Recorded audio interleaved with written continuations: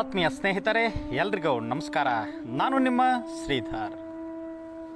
ಭವ್ಯ ಮಹಾಪರಂಪರೆ ಹಾಗೂ ಚಾರಿತ್ರಿಕ ಹಿನ್ನೆಲೆಯುಳ್ಳ ಆಧ್ಯಾತ್ಮಿಕ ತವರೂರು, ಐತಿಹಾಸಿಕ ಪೌರಾಣಿಕ ಸ್ಥಳವೆಂದೇ ಸುಪ್ರಸಿದ್ಧವಾಗಿರುವ ಊರು ಅದೇ ಸವದತ್ತಿ.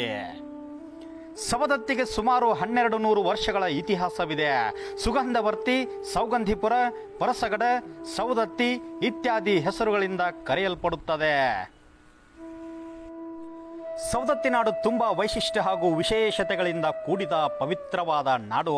ಸುತ್ತಲೂ ಆವರಿಸಿರುವ ನಿಸರ್ಗ ಸುಂದರ ರಮಣೀಯ ಸ್ಥಳದಲ್ಲಿರುವ ಸವದತ್ತಿಗೆ ಅಂದು ಸುಗಂಧವರ್ತಿ ಎಂಬ ಹೆಸರಿತ್ತು. ಸವದತ್ತಿ ಈ ಪದದ ಸಂಸ್ಕೃತ ರೂಪವೇ ಸುಗಂಧವರ್ತಿ. ಸವದತ್ತಿ ನಾಡು ತನ್ನ ಸುಗಂಧವರ್ತಿಯ ಸುಮಧುರ ಸುಗಂಧವನ್ನು ರಾಷ್ಟ್ರದಲ್ಲೆಲ್ಲ ಹರಡಲು ಕಾರಣ ಜಗನ್ಮಾತೆ ಏಳುಕೊಳ್ಳದ ತಾಯಿ ಶಕ್ತಿ ದೇವತೆ ಯಲ್ಲಮ್ಮ ನೆಲೆಸಿದ ಪುಣ್ಯಕ್ಷೇತ್ರದಿಂದ.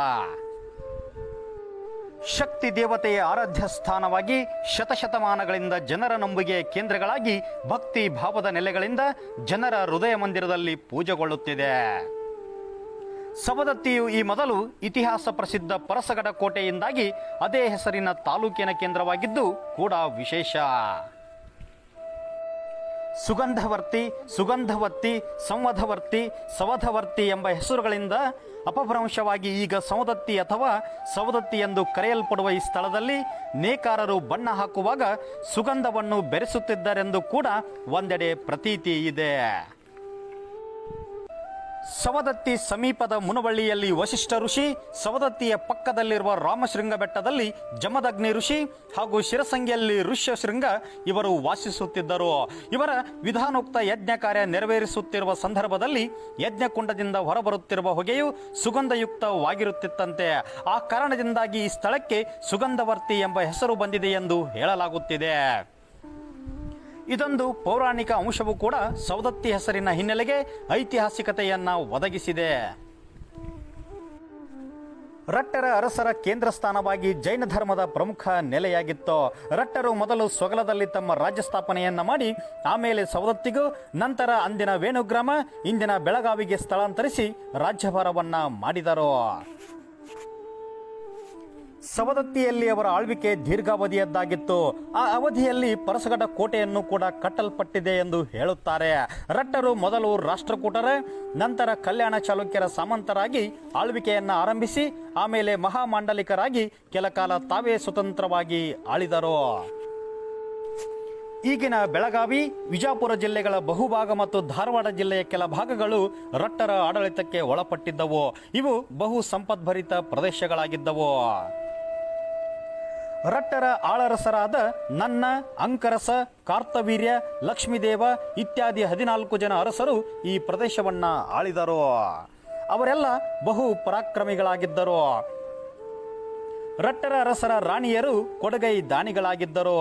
ಅವರು ಅನೇಕ ದೇವಾಲಯ ಬಸದಿಗಳನ್ನು ಕಟ್ಟಿಸಿ ಅವುಗಳಿಗಾಗಿ ದತ್ತಿ ದಾನಗಳನ್ನು ನೀಡಿದರು. 1170ರಿಂದ 1190 ಅವಧಿಯಲ್ಲಿ ರಟ್ಟರ ರಾಜಧಾನಿ ಸವದತ್ತಿಯಿಂದ ವೇಣುಗ್ರಾಮಕ್ಕೆ ಅಂದರೆ ಇಂದಿನ ಬೆಳಗಾವಿಗೆ ಸ್ಥಳಾಂತರಿಸಲ್ಪಟ್ಟಿತು. ರಟ್ಟರು ಸೇವಣರಿಂದ ಸೋಲಿಸಲ್ಪಡುವುದರೊಂದಿಗೆ 1230ರ ಸುಮಾರಿಗೆ ಅವರ ಆಳ್ವಿಕೆ ಸಂಪೂರ್ಣ ಅಂತ್ಯಗೊಂಡಿತು. ರಟ್ಟರ ಆಳ್ವಿಕೆಯಲ್ಲಿ ಸಮರ್ಥ ಆಡಳಿತ ಮತ್ತು ಆರ್ಥಿಕ ವ್ಯವಸ್ಥೆ ಜಾರಿಯಲ್ಲಿತ್ತು. ರಟ್ಟರು ಧರ್ಮ ಸಹಿಷ್ಣುಗಳಾಗಿದ್ದು ಅವರ ಕಾಲದಲ್ಲಿ ಅನೇಕ ಜೈನ, ಶೈವ, ವೈಷ್ಣವ ದೇವಾಲಯಗಳು ನಿರ್ಮಾಣಗೊಂಡವು. ರಟ್ಟರ ಕಾಲದಲ್ಲಿ ಅನೇಕ ಸಾಹಿತ್ಯ ಕೃತಿಗಳು, ಧಾರ್ಮಿಕ ಗ್ರಂಥಗಳು ರಚನೆಗೊಂಡು ಸಾಂಸ್ಕೃತಿಕ ಶ್ರೀಮಂತಿಕೆಗೆ ಇಂಬು ಸಿಕ್ಕಿತು. ಸವದತ್ತಿಯಲ್ಲಿ ರಟ್ಟರ ಕಾಲದ ಸುಮಾರು 6 ಶಿಲಾಶಾಸನಗಳು ಲಭ್ಯ ಇವೆ. ರಟ್ಟರ ಅಂಕರಸ ಸವದತ್ತಿಯಲ್ಲಿ ಅಂಕೇಶ್ವರ ಎಂಬ ಹೆಸರಿನ ಶೈವ ದೇವಾಲಯ ನಿರ್ಮಿಸಿದನು. ಅದೇ ರೀತಿ ರಟ್ಟರ ಕಾಲದಲ್ಲಿ ಪುರದೇಶ್ವರ ಮತ್ತು ಮಲ್ಲಿಕಾರ್ಜುನ ದೇವಾಲಯಗಳು ಮತ್ತು ಅನೇಕ ಜಿನಾಲಯಗಳು ನಿರ್ಮಾಣಗೊಂಡವು. ಶಿಲ್ಪಕಲೆ ದೃಷ್ಟಿಯಿಂದ ಇವು ಹೆಚ್ಚು ಮಹತ್ವದ ದೇವಾಲಯಗಳಾಗಿರದಿದ್ದರೂ ಕೂಡ ಈ ದೇವಾಲಯಗಳು ಐತಿಹಾಸಿಕವಾಗಿ ಮಹತ್ವದ ನಿರ್ಮಾಣಗಳಾಗಿವೆ. ಈ ದೇವಾಲಯಗಳು ಸುಂದರ ಶಿಖರ, ಮುಖಮಂಟಪ, ಅರ್ಧಮಂಟಪ, ಗರ್ಭಗೃಹ, ನವರಂಗ, ಸುಂದರ ವಿನ್ಯಾಸದ ಕಂಬಗಳು, ವಿವಿಧ ಶಿಲ್ಪಕಲಾಕೃತಿಗಳಿಂದ ಕೂಡಿವೆ. ಈ ದೇವಾಲಯಗಳಲ್ಲಿರುವ ರಟ್ಟರ ಕಾಲದ ಶಾಸನಗಳು ಇತಿಹಾಸದ ಮೇಲೆ ಬೆಳಕು ಚೆಲ್ಲುವುದಲ್ಲದೆ ಅವರು ನೀಡಿದ ದತ್ತಿದಾನಗಳ ಬಗ್ಗೆ ಅನೇಕ ವಿವರಗಳನ್ನು ನೀಡುತ್ತವೆ. ಸವದತ್ತಿಯ ಪಟ್ಟಣದ ಪ್ರಮುಖ ಆಕರ್ಷಣೆಯ ಕೇಂದ್ರ ಸವದತ್ತಿಯ ಮಹಾಕೋಟೆ.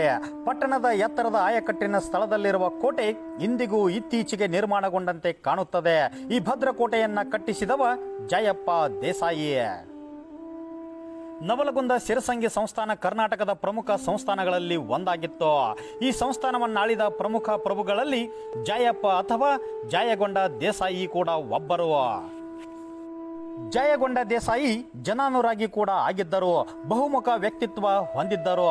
ಸಂಸ್ಥಾನದ ರಕ್ಷಣೆ ದೃಷ್ಟಿಯಿಂದ ಅವರು ಸವದತ್ತಿ, ಕುಸುಗಲ್ಲ, ನವಲಗುಂದ ಕೋಟೆಗಳನ್ನು ಕೂಡ ಕಟ್ಟಿಸಿದರು. ಸವದತ್ತಿ ಕೋಟೆಯನ್ನು ಅವರು ಕ್ರಿಸ್ತಶಕ 1743ರಿಂದ 1751 ಅವಧಿಯಲ್ಲಿ ನಿರ್ಮಿಸಿದರು. ಸುಮಾರು ರು 2 ಲಕ್ಷ ವೆಚ್ಚದಲ್ಲಿ 10 ಎಕರೆ ಪ್ರದೇಶದಲ್ಲಿ ನಿರ್ಮಾಣಗೊಂಡಿರುವ ಕೋಟೆಯ ಒಳ ಪ್ರದೇಶ ಬಹಳಷ್ಟು ವಿಶಾಲವಾಗಿದೆ. ಅಷ್ಟಕೋನಾಕೃತಿಯಲ್ಲಿ ನಿರ್ಮಾಣಗೊಂಡಿದೆ. ನಸುಗೆಂಪು ಬಿಳಿ ಕಲ್ಲನ್ನು ಬಳಸಿ ಕಟ್ಟಲಾದ ಕೋಟೆ ಗೋಡೆಗಳು ಸುಮಾರು 20 ಮೀಟರ್ ಎತ್ತರವಾಗಿವೆ. 8 ಬುರುಜುಗಳು, ಕಲ್ಲಿನ ಬಾಗಿಲು, ಕಂದಕ, ವೀಕ್ಷಣಾ ಕಿಟಕಿಗಳು ಕೋಟೆಯ ಸೌಂದರ್ಯವನ್ನ ಹೆಚ್ಚಿಸಿವೆ. ಕೋಟೆಯ ಆವರಣದೊಳಗೆ ಬೃಹತ್ ಕಲ್ಲಿನ ನೀರಿನ ಪುಷ್ಕರಣೆ ಇದ್ದು ಸುಸ್ಥಿತಿಯಲ್ಲಿದೆ. ಕೋಟೆಯ ಒಳಗಡೆ ಆಕರ್ಷಕ ಪುರಾತನ ಶ್ರೀ ಕಾಡಸಿದ್ದೇಶ್ವರ ದೇವಾಲಯವೂ ಕೂಡ ಇದೆ. ಕೋಟೆಯ ಆವರಣದಲ್ಲಿ ಸುಂದರವಾದ ಅರಮನೆ ಇತ್ತು. 1942ರಲ್ಲಿ ಚೆಲೆಜಾವ್ ಚಳುವಳಿ ಸಂದರ್ಭದಲ್ಲಿ ಇದು ಬೆಂಕಿಗೆ ಆಹುತಿಯಾಯಿತು. ಈಗ ಅದರ ಅವಶೇಷಗಳು ಮಾತ್ರ ಇವೆ. ಈ ಅರಮನೆಯನ್ನು ದೇಸಾಯಿಯವರು ನಂತರ ಆಂಗ್ಲ ಅಧಿಕಾರಿಗಳ ವಾಸಕ್ಕಾಗಿ ಉಪಯೋಗಿಸಲಾಗುತ್ತಿತ್ತು. ಅರಮನೆ ಆವರಣದೊಳಗೆ ಮೊದಲು ಆಂಗ್ಲೋ ವರ್ನಾಕ್ಯುಲರ್ ಶಾಲೆ ನಡೆಯುತ್ತಿತ್ತು. ಅದು ಅರಮನೆ ಶಾಲೆ ಎಂದೇ ಪ್ರಸಿದ್ಧವಾಗಿತ್ತು. ಕ್ರಿಸ್ತಶಕ 1777ರಿಂದ 1782 ಅವಧಿಯಲ್ಲಿ ಸವದತ್ತಿ ಕೋಟೆ ಹೈದರಾಲಿಯಿಂದ ಆಕ್ರಮಣಕ್ಕೊಳಗಾಯಿತು. ಕ್ರಿಸ್ತಶಕ 1782ರಿಂದ 1792 ಅವಧಿಯಲ್ಲಿ ಟಿಪ್ಪುವಿನಿಂದ ದಾಳಿಗೊಳಗಾದ ಸಂದರ್ಭದಲ್ಲಿ ಉಂಟಾದ ತೋಪಿನ ಗುರುತುಗಳನ್ನು ಕೋಟೆಯ ಮಹದ್ವಾರದ ಹತ್ತಿರ ಈಗಲೂ ನೋಡಬಹುದು. ಹೈದರಾಲಿ ಮತ್ತು ಟಿಪ್ಪು ದೇಸಾಯಿಯವರಿಂದ ಹೇರಳವಾದ ಕಪ್ಪ ಕಾಣಿಕೆ, ಹಣ ಪಡೆದ ಬಗ್ಗೆ ದಾಖಲೆಗಳಿವೆ. ಹಾಗೂ ಜನರಲ್ ವೆಲಸ್ಲಿ ಆಗಸ್ಟ್ 1800ರಲ್ಲಿ 3 ದಿನ ಈ ಕೋಟೆಯಲ್ಲಿ ತಂಗಿದ್ದರು. ಕೋಟೆಯ ಮೇಲಿನಿಂದ ನಿಂತು ನೋಡಿದರೆ ಸವದತ್ತಿ ಪಟ್ಟಣ ಮತ್ತು ಸಮೀಪದ ರೇಣುಕಾ ಸಾಗರದ ಒಂದು ವಿಹಂಗಮ ನೋಟವು ಕಣ್ಮನ ಸೆಳೆಯುತ್ತದೆ. ಇನ್ನು ಪರಸಗಡ ಕೋಟೆಯತ್ತ ಗಮನ ಹರಿಸೋಣ. ಸವದತ್ತಿಯಿಂದ ಯಲ್ಲಮ್ಮಗುಡ್ಡಕ್ಕೆ ಹೋಗುವಾಗ ಬಲಭಾಗದಲ್ಲಿ ರಟ್ಟರ ಕಾಲದ ಕೋಟೆಯ ಅವಶೇಷಗಳು ಸಿಕ್ಕೇ ಸಿಗುತ್ತವೆ. ಗುಡ್ಡದ ಅಂಚಿನಲ್ಲಿ ನಿರ್ಮಾಣಗೊಂಡಿರುವ ಈ ಕೋಟೆಯನ್ನ ರಟ್ಟ ಅರಸರು ತಮ್ಮ ರಾಜಧಾನಿಯನ್ನು ಸೊಗಲದಿಂದ ಸವದತ್ತಿಗೆ ಸ್ಥಳಾಂತರಿಸಿದ ಮೇಲೆ ಕಟ್ಟಿಸಿದರು. ಕೋಟೆಯ ಗೋಡೆಯ ಕೆಲ ಭಾಗಗಳು ಇನ್ನೂ ಗಟ್ಟಿಯಾಗಿ ಶತಶತಮಾನಗಳಿಂದ ನಿಂತುಕೊಂಡಿವೆ. ಆದರೆ ಬಹುಭಾಗ ಬಿದ್ದು ಹೋಗಿದೆ. ಅರಮನೆ ಇದ್ದ ಸ್ಥಳದಲ್ಲಿ ಈಗ ಅವಶೇಷಗಳು ಮಾತ್ರ ನೋಡಲು ಸಿಗುತ್ತವೆ. ಪರಸಗಡ ಕೋಟೆ ಎಂದೇ ಪ್ರಸಿದ್ಧವಾಗಿದ್ದ ಈ ಕೋಟೆ ಯಲ್ಲಮ್ಮನ ಗುಡ್ಡಕ್ಕೆ ಬರುವ ಭಕ್ತಾದಿಗಳಿಗೂ ಆಕರ್ಷಣೀಯ ಕೇಂದ್ರ. ಇದು ಪರಶುರಾಮ ತಪಸ್ಸು ಮಾಡಿದ ಸ್ಥಳವೆಂದು ಕೂಡ ಪ್ರತೀತಿ ಇದೆ. ಸುಮಾರು 40 ಎಕರೆ ಪ್ರದೇಶದಲ್ಲಿ ವಿಸ್ತಾರವಾಗಿ ಹರಡಿಕೊಂಡಿರುವ ಕೋಟೆಯ ಅವಶೇಷಗಳು ಹಲವಾರು ವಿಶೇಷ ಲಕ್ಷಣಗಳನ್ನು ಹೊಂದಿವೆ. 3 ಹಂತದ ಕೋಟೆ ಗೋಡೆ, ಬುರುಜುಗಳು, ಮುಖ್ಯದ್ವಾರ, ಗುಹೆಗಳು, ಗುಪ್ತ ಮಾರ್ಗಗಳು, ಕುದುರೆ ಲಾಯಗಳು, ಮದ್ದಿನ ಮನೆಗಳು, ನೀರಿನ ಹೊಂಡಗಳು ಇತ್ಯಾದಿ ಇಂದಿಗೂ ನೋಡುಗರನ್ನ ಚಕಿತಗೊಳಿಸುತ್ತವೆ. ರಟ್ಟರ ನಂತರ ಈ ಕೋಟೆ ಯಾದವರು, ವಿಜಯನಗರದ ಅರಸರು ಅವರ ಆಧೀನಕ್ಕೆ ಒಳಪಟ್ಟಿತ್ತು. ಇನ್ನು ಸವದತ್ತಿ ಪ್ರಸಿದ್ಧಿ ಹೊಂದಿರುವುದು ತಾಯಿ ರೇಣುಕಾ ಯಲ್ಲಮ್ಮ ದೇವಿ ನೆಲೆಸಿದ ಸ್ಥಳವೆಂದು. ಸವದತ್ತಿಯಿಂದ ಪೂರ್ವಕ್ಕೆ 8 ಕಿಲೋಮೀಟರ್ ಅಂತರದಲ್ಲಿ ಗುಡ್ಡದ ಒಂದು ಕೊಳ್ಳದಲ್ಲಿ ಯಲ್ಲಮ್ಮ ದೇವಿಯ ದೇವಸ್ಥಾನವಿದೆ. ಯಲ್ಲಮ್ಮ ಗುಡ್ಡದ ವಿಶಾಲವಾದ ಪರಿಸರದಲ್ಲಿ ಒಟ್ಟು 7 ಕೊಳ್ಳಗಳಿದ್ದು ಸದಾ ಹರಿವ ನೀರಿನ ತೊರೆಗಳಿಂದಾಗಿ ಈ 7 ಕೊಳ್ಳಗಳು ಧಾರ್ಮಿಕವಾಗಿ ಮೊದಲಿನಿಂದಲೂ ಜನಾಕರ್ಷಣೆಯ ಕೇಂದ್ರಗಳಾಗಿವೆ. ಯಲ್ಲಮ್ಮ ದೇವಿಯು 7 ಕೊಳ್ಳದ ದೇವಿ ಎಂದೇ ಪ್ರಸಿದ್ಧ. ಯಲ್ಲಮ್ಮ ದೇವಿಯ ದೇವಸ್ಥಾನ ಇರುವುದು ಸರಸ್ವತಿ ನದಿ ಅಥವಾ ಕೊಳ್ಳದ ದಂಡೆಯ ಮೇಲೆ. ಇದು ಅತ್ಯಂತ ಜಾಗೃತವಾದ ಶಕ್ತಿಪೀಠವೆಂದು ಹೆಸರಾಗಿದೆ. ಕರ್ನಾಟಕ, ಮಹಾರಾಷ್ಟ್ರ ಮತ್ತು ಇತರೆ ರಾಜ್ಯಗಳಿಂದ ಅಸಂಖ್ಯಾತ ಭಕ್ತರು ದಿನನಿತ್ಯ ದೇವಿಯ ದರ್ಶನಕ್ಕೆ ಬರುತ್ತಲೇ ಇರುತ್ತಾರೆ. ಜನಸಾಮಾನ್ಯರ ನಂಬಿಕೆಯ ಪ್ರಕಾರ ಇಂದು ಸಮಾಜದ ಎಲ್ಲ ವರ್ಗದ ಆರಾಧ್ಯ ಶಕ್ತಿ ದೇವತೆಯಾಗಿ ಜನಮನದಲ್ಲಿ ನೆಲೆ ನಿಂತಿದ್ದಾಳೆ. ಇನ್ನು ದೇವಿಯ ಪೌರಾಣಿಕ ಹಿನ್ನೆಲೆಯನ್ನ ನೋಡುವುದಾದರೆ ಶಿವನ ಅರ್ಧಾಂಗಿ ಪಾರ್ವತಿ ದೇವಿಯ ವಂಶಜಳಾದ ಅದಿತಿ ದೇವಿಯು ಪಾರ್ವತಿ ಪರಮೇಶ್ವರರನ್ನು ಕುರಿತು ಪಂಚಾಗ್ನಿ ಮಧ್ಯದಲ್ಲಿ ಉಗ್ರ ತಪಸ್ಸನ್ನಾಚರಿಸಲು ಪಾರ್ವತಿ ಪರಮೇಶ್ವರರು ಮೆಚ್ಚಿ ಪ್ರತ್ಯಕ್ಷರಾಗಿ ವರಬೇಡಲು ಕೇಳಿದಾಗ ಆ ಶಿವ ಪಾರ್ವತಿಯರು ಅದಿತಿ ದೇವಿಗೆ, ನೀನು ಅವನಿಯಲ್ಲಿ ರೇಣುಕರಾಜನು ಮಾಡುವ ಪುತ್ರಕಾಮೇಷ್ಟಿ ಯಜ್ಞ ಕುಂಡದಲ್ಲಿ ಅಯೋನಿಜಗಳಾಗಿ ಜನಿಸೋ. ಕಶ್ಯಪಾಂಶದಿಂದ ನಾನು ಜನಿಸಿ ನಿನಗೆ ಪತಿಯಾಗುವೆನು. ನಾನು ಕೊಟ್ಟ ಪ್ರಸಾದದಿಂದ ನಿನಗೆ 4 ಜನ ಮಕ್ಕಳು ಜನಿಸುವರು. ನಂತರ ಶ್ರೀಮನ್ನಾರಾಯಣನೇ ಕಡೆಯ ಮಗನಾಗಿ ಜನಿಸಿ ಈ ಪಾರ್ವತಿಯಿಂದ ಅಂಬಿಕಾಸ್ತ್ರವನ್ನು, ಗಜಾನನ ಸೇವೆಯಿಂದ ಪರಶುವಸ್ತ್ರವನ್ನು ಪಡೆದುಕೊಂಡು ದೇವತೆಗಳಿಗೆ ಕಷ್ಟ ಕೊಡುವ ಕ್ರೂರ ಕ್ಷತ್ರಿಯರನ್ನು ಸಂಹರಿಸಿ ಅವರನ್ನು ಸಂತುಷ್ಟಪಡಿಸುವನು. ನಿನ್ನ ತಪಸ್ಸಿನ ಪ್ರಭಾವದಿಂದ ನೀನು ಸೌಭಾಗ್ಯವತಿಯಾಗಿ ಜಗದಂಬ ಏಕವೀರ ರೇಣುಕಾದೇವಿ ಎಂಬ ಅಭಿಧಾನದಿಂದ ಚಿರಂಜೀವಿಯಾಗಿ ಕಲಿಯುಗದಲ್ಲಿ ಸದ್ಭಕ್ತಿ ಸದಾಚಾರ ಸದ್ಧರ್ಮ ನಷ್ಟವಾಗ ಹತ್ತಲು ನೀನು ನಿನ್ನನ್ನು ಭಕ್ತಿಯಿಂದ ಭಜಿಸಿ ಅರ್ಚಿಸಿ ನಿನ್ನನ್ನು ನಂಬಿದ ಸದ್ಭಕ್ತರನ್ನು ಇಷ್ಟಾರ್ಥ ಸಿದ್ಧಿಯಿಂದ ಸಂತುಷ್ಟರನ್ನಾಗಿ ಮಾಡಿ ಪ್ರಖ್ಯಾತಳಾಗು ಎಂದು ಹರಸುತ್ತಾರೆ. ಅದೇ ರೀತಿ ಕಾಶ್ಮೀರ ದೇಶದೊಡೆಯ ರೇಣುಕರಾಜ ಭೋಗವತಿ ದಂಪತಿಗಳು ಪ್ರಾರಂಭ ಮಾಡಿದ ಯಜ್ಞಕುಂಡದೊಳಗೆ ಶ್ರೀ ರೇಣುಕಾದೇವಿಯು ಉದ್ಭವಿಸಿದಳೆಂದು ಪ್ರತೀತಿ.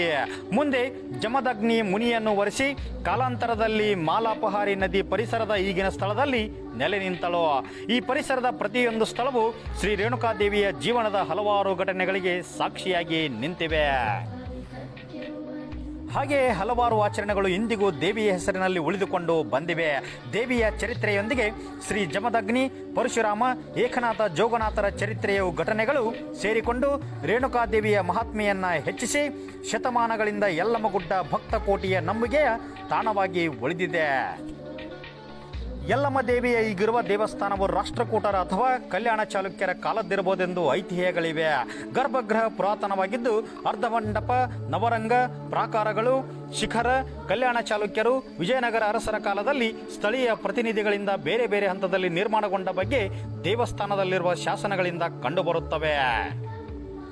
ದೇವಸ್ಥಾನಕ್ಕೆ 3 ದ್ವಾರಗಳಿದ್ದು ದೇವಸ್ಥಾನ ಒಳಭಾಗ ಗಮನಾರ್ಹ ಶಿಲ್ಪಕಲೆಯನ್ನೊಳಗೊಂಡಿರದಿದ್ದರೂ ದೇವಸ್ಥಾನದ ಕಂಬಗಳು, ಒಳಛತ್ತುಗಳು, ಮುಖ್ಯ ಶಿಖರ ಗಮನ ಸೆಳೆಯುತ್ತವೆ.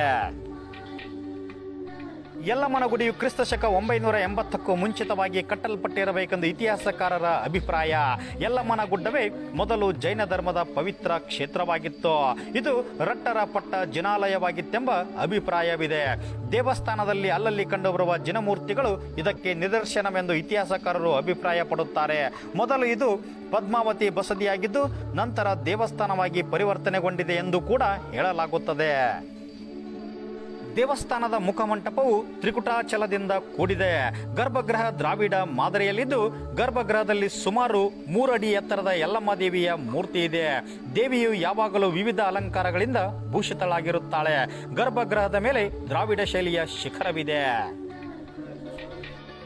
ಮಂದಿರದ ಹತ್ತಿರವಿರುವ ಎಣ್ಣೆ ಹೊಂಡ, ಜಮದಗ್ನಿ ಮಂದಿರ, ಪರಶುರಾಮ ಮಂದಿರ, ಮಾತಂಗಿ ಗುಡಿ ಇತ್ಯಾದಿ ಸ್ಥಳಗಳು ತಮ್ಮದೇ ಆದ ಪೌರಾಣಿಕ ಮಹತ್ವ ಹೊಂದಿವೆ. ಜೋಗಳಬಾವಿ ಮಂದಿರದಿಂದ ದೂರದಲ್ಲಿದ್ದು ನವೀಕೃತಗೊಂಡಿದೆ. ಇದು ಭಕ್ತಾದಿಗಳ ಪುಣ್ಯ ಸ್ನಾನದ ಸ್ಥಳ. ಈ ಸ್ಥಳಗಳು ದೇವಿಯ ಚರಿತ್ರೆಯೊಂದಿಗೆ ತಳಕು ಹಾಕಿಕೊಂಡಿವೆ. ಸೌದತ್ತಿ ಯಲ್ಲಮ್ಮನಿಗೆ ಭಕ್ತರ ಮಹಾಪೂರ ದಿನಾಲೂ ಹರಿದು ಬರುತ್ತದೆ. ಅದರಲ್ಲೂ ಪ್ರತಿ ಹುಣ್ಣಿಮೆ ಮತ್ತು ಅಮಾವಾಸ್ಯೆಗೆ ಇದು ಹೆಚ್ಚು. ಪ್ರತಿ ಹೊಸ್ತಿಲ ಹುಣ್ಣಿಮೆ ಮತ್ತು ಭಾರತ ಹುಣ್ಣಿಮೆಗೆ ದೊಡ್ಡ ಜನಸಾಗರವೇ ನೆರೆಯುತ್ತದೆ. ಉತ್ತರ ಕರ್ನಾಟಕ ಮತ್ತು ಮಹಾರಾಷ್ಟ್ರದ ದಕ್ಷಿಣ ಭಾಗದ ಭಕ್ತ ಸಮೂಹ ಸಾಗರೋಪಾದಿಯಲ್ಲಿ ಯಲ್ಲಮ್ಮನ ಗುಡ್ಡಕ್ಕೆ ಸಾಗಿ ಬರುತ್ತದೆ. ಆ ಜನಸಾಗರವನ್ನು ನೋಡುವುದೇ ಒಂದು ದೊಡ್ಡ ಸಂಭ್ರಮ. ಆಗ ಪ್ರತಿ ಗ್ರಾಮ ಪಟ್ಟಣಗಳಿಂದ ಗುಡ್ಡಕ್ಕೆ ಹೋಗದವರೇ ಇರುವುದಿಲ್ಲ. ಚಕ್ಕಡಿಗಳಲ್ಲಿ ಗುಡ್ಡಕ್ಕೆ ಹೋಗುವ ಭಕ್ತರಿಗೆ ಯಲ್ಲಮ್ಮನ ಜಾತ್ರೆ 3-4 ವಾರಗಳ ಸಂತಸದ ಕೌಟುಂಬಿಕ ಯಾತ್ರೆ. ಚಕ್ಕಡಿ, ಟ್ರ್ಯಾಕ್ಟರು, ಬಸ್ಸು, ಕಾರುಗಳಲ್ಲಿ ಜನ ಜಾತ್ರೆಗೆ ಹರಿದು ಬರುತ್ತಾರೆ. ಏಳುಕೊಳ್ಳದ ಯಲ್ಲಮ್ಮ ಉಧೋ ಉಧೋ ಎಂಬ ಭಕ್ತರ ಘೋಷಣೆಗಳು ಆಗ ಗುಡ್ಡದ ತುಂಬೆಲ್ಲ ಪಸರಿಸುತ್ತದೆ. ಯಲ್ಲಮ್ಮ ದೇವಿಯ ಜಾತ್ರೆ ಉತ್ತರ ಕರ್ನಾಟಕದ ಭವ್ಯ ಪರಂಪರೆಯ ಪ್ರತಿಬಿಂಬವಾಗಿ ನಿಲ್ಲುತ್ತದೆ. ಜನಸಾಮಾನ್ಯರ ಪಾರಂಪರಿಕ ಭಕ್ತಿಯೊಂದಿಗೆ ಜಾತ್ರೆ ಹಲವಾರು ಬಗೆಯ ಸಾಮಾಜಿಕ ಸಾಂಸ್ಕೃತಿಕ ಒಳನೋಟವನ್ನು ಅನಾವರಣಗೊಳಿಸುತ್ತದೆ. 1-2 ತಿಂಗಳು ಯಲ್ಲಮ್ಮನ ಗುಡ್ಡ ಭವ್ಯ ಧಾರ್ಮಿಕ ಪರಂಪರೆಯ ಕೇಂದ್ರವಾಗಿ ವಿಜೃಂಭಿಸುತ್ತದೆ. ಯಲ್ಲಮ್ಮ ದೇವಿಯ ಮಹಿಮೆಯನ್ನು ಸಾರುವ ಹಾಗೂ ದೇವಿಯ ಜಾನಪದ ಹಾಡುಗಳನ್ನು ಸುಶ್ರಾವ್ಯವಾಗಿ ಹಾಡುವ ಜಾನಪದ ಕಲಾವಿದರು ಉತ್ತರ ಕರ್ನಾಟಕ ಭಾಗದಲ್ಲಿ ಎಲ್ಲ ಕಡೆ ಇದ್ದೇ ಇದ್ದಾರೆ. ಅವರ ವಾದ್ಯ ಪರಿಕರಗಳು ವಿಶಿಷ್ಟವಾಗಿವೆ. ಚೌಡಕಿ ವಾದ್ಯ ಇವುಗಳಲ್ಲಿ ಪ್ರಮುಖವಾದದ್ದು. ಚೌಡಕಿ ಪದಗಳಲ್ಲಿ ಯಲ್ಲಮ್ಮನ ಚರಿತ್ರೆ ಸುಶ್ರಾವ್ಯವಾಗಿ ಭಕ್ತಿಪೂರ್ವಕವಾಗಿ ಅನಾವರಣಗೊಳ್ಳುತ್ತದೆ. ಯಲ್ಲಮ್ಮನ ಸ್ತುತಿಯೊಂದಿಗೆ ಭಕ್ತರಲ್ಲಿ ಭಯ ಭಕ್ತಿಯನ್ನ ಚೌಡಕಿ ಪದಗಳು ಮೂಡಿಸುತ್ತವೆ. ಅದೇ ರೀತಿ ಭಂಡಾರ, ಕುಂಕುಮ, ಬಳೆ, ಸೀರೆ, ಕಣ ಇವು ದೇವಿಯ ವಿಶಿಷ್ಟ ಧಾರ್ಮಿಕ ಪರಂಪರೆಯ ಕುರುಹುಗಳಾಗಿ ಭಕ್ತರಿಂದ ವ್ಯಾಪಕವಾಗಿ ಬಳಸಲ್ಪಡುತ್ತವೆ. ಪೂಜೆ, ಹರಕೆ, ಸೇವೆ, ಆಚರಣೆಗಳೆಂದು ಅನೇಕ ಬಗೆಯ ಕೈಂಕರ್ಯಗಳು ದೇವಿಯ ಹೆಸರಿನಲ್ಲಿ ಯಾವಾಗಲೂ ನಡೆಯುತ್ತಲೇ ಇರುತ್ತವೆ. ಜಿಲ್ಲಾಡಳಿತ ಹಾಗೂ ದೇವಸ್ಥಾನದ ಆಡಳಿತ ಮಂಡಳಿ ಜಾತ್ರೆಗೆ ಬರುವ ಭಕ್ತಾದಿಗಳಿಗೆ ಸೌಲಭ್ಯ ಕಲ್ಪಿಸುವ ದಿಶೆಯಲ್ಲಿ ಹಲವು ಮೂಲ ಸೌಕರ್ಯಗಳನ್ನು ಅಭಿವೃದ್ಧಿಪಡಿಸಿವೆ. ಸವದತ್ತಿಯಿಂದ 10 ಕಿಲೋಮೀಟರ್ ಅಂತರದಲ್ಲಿ ಮಲಪ್ರಭಾ ನದಿಗೆ ನವಿಲು ತೀರ್ಥ ಎಂಬಲ್ಲಿ ಅಣೆಕಟ್ಟನ್ನು ಕಟ್ಟಲಾಗಿದ್ದು ಇದೊಂದು ಸುಂದರ ವಿಹಾರ ತಾಣವಾಗಿದೆ. ಈ ಪ್ರದೇಶ ನವಿಲುಗಳ ಆವಾಸ ಸ್ಥಾನವಾಗಿದೆ. ವಿಶಾಲವಾದ ರೇಣುಕಾ ಸಾಗರ ಜಲಾಶಯದ ಜಲರಾಶಿ, ಅಸ್ತಮಿಸುತ್ತಿರುವ ಸೂರ್ಯನ ಹಿನ್ನೋಟ, ಸುತ್ತಲಿನ ಹಸಿರುಗುಡ್ಡ, ಚಾಚಿದ ಬಯಲು ಪ್ರದೇಶ ಒಟ್ಟಾರೆ ಈ ತಾಣವನ್ನು ಸುಂದರ ನೈಸರ್ಗಿಕ ಪಾರಂಪರಿಕ ಸ್ಥಳವನ್ನಾಗಿಸಿದೆ. ಯಲ್ಲಮ್ಮಗುಡ್ಡ ಮತ್ತು ನವಿಲು ತೀರ್ಥ ಪರಿಸರದ ಪ್ರದೇಶವು ಐತಿಹಾಸಿಕ ನೆಲೆಯಾಗಿಯೂ ಪ್ರಸಿದ್ಧಗೊಂಡಿವೆ. ಹೀಗೆ ಇನ್ನೂ ಹಲವಾರು ವೈಶಿಷ್ಟ್ಯಗಳನ್ನು ಹೊಂದಿರುವ ಸವದತ್ತಿ ಇತಿಹಾಸದ ಪುಟಗಳಲ್ಲಿ ಆಧ್ಯಾತ್ಮಿಕ ಕ್ಷೇತ್ರವಾಗಿ ಕಂಗೊಳಿಸುತ್ತಿದೆ. ಇಂತಹ ಐತಿಹಾಸಿಕ ಸ್ಥಳಕ್ಕೆ ನೀವು ಒಮ್ಮೆಯಾದರೂ ಭೇಟಿ ನೀಡಲೇಬೇಕು. ಇಲ್ಲಿನ ರಮಣೀಯ ಸೌಂದರ್ಯವನ್ನ ಕಣ್ತುಂಬಿಕೊಳ್ಳಿ. ಎಲ್ರಿಗೂ ಧನ್ಯವಾದ.